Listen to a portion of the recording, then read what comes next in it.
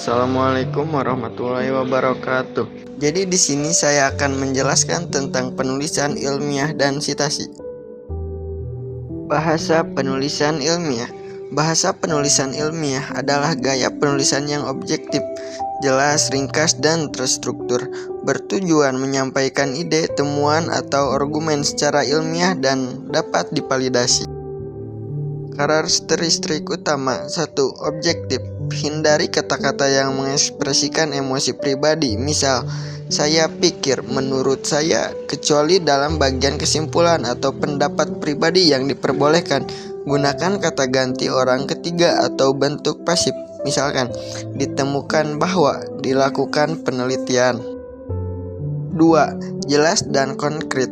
Gunakan kata yang spesifik, hindari kata-kata yang ambigu atau tidak jelas. Misal, banyak ganti dengan sekitar 50 orang, sedikit ganti dengan kurang dari 10%. 3. Ringkas. Hapus kata-kata yang tidak perlu, hindari pengulangan dan gunakan kalimat yang tidak terlalu panjang. 4. Terstruktur. Mengikuti format standar abstrak pendahuluan, tinjauan pustaka, metode, hasil pembahasan, kesimpulan, daftar pustaka.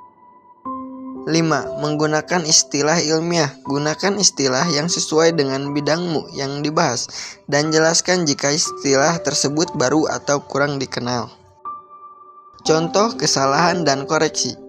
Salah. Saya rasa penelitian ini sangat bagus karena temuannya menarik. Dan yang benarnya, penelitian ini memberikan temuan yang relevan dan berkontribusi pada pemahaman tentang topik-topik tersebut. Sitasi atau penyitasan. Sitasi adalah cara menyebut sumber informasi yang digunakan dalam tulisan ilmiah, bertujuan menghindari plagiarisme, memberi rasa hormat pada pembaca, mencari sumber tersebut. Ada beberapa gaya sitasi yang umum digunakan, antara lain APA, MLA, dan Chicago. Berikut dijelaskan gaya yang paling sering digunakan di Indonesia, yaitu APA. Sitasi dalam teks digunakan ketika menyebut atau mengutip sumber dalam bagian tubuh tulisan. 1. Penulis. Format. Nama penulis, tahun publikasi. Contohnya seperti penelitian menunjukkan bahwa olahraga meningkat kesehatan mental. Santoso 2022. 2. Penulis. Format. Nama penulis 1 dan nama penulis 2, tahun publikasi. Contohnya seperti hubungan antara stres dan tidur telah dipelajari. Rina dan Budi 2023. 3-5 penulis. Sebutkan semua nama pada penyitasan pertama, kemudian gunakan et al untuk penyitasan berikutnya. Contoh pertama, Andi dan Siti dan Joko, tahun 2021. Contoh berikutnya, Andi et al 2021. 4. 6 atau lebih penulis. Gunakan et al sejak penyitasan pertama. Contoh Heid et al 2021. 5. Pengutipan. Langsung tambah nomor halaman setelah tahun format, nama penulis, tahun publikasi, halaman. Contoh, olahraga dapat menurunkan tingkat stres sebesar 30%. Santoso 2022, halaman 15.